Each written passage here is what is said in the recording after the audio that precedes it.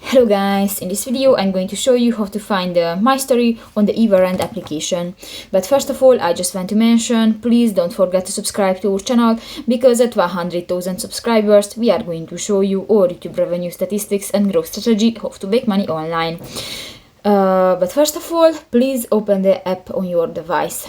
So that's the home screen, and go to the lower bar, tap on the third button, the discover, and in the second section, the browse, or you can find the third option, the mystery. Click that, and here you can find different books. You can find categories: cozy mysteries, amateur sleuths, historical, noir, or thrillers, or others. You can check that, you can select, you can find different books, you can save it for later, you can check the rate, or you can read that. So that's pretty much it for this video, guys. See you in the next one. Bye bye.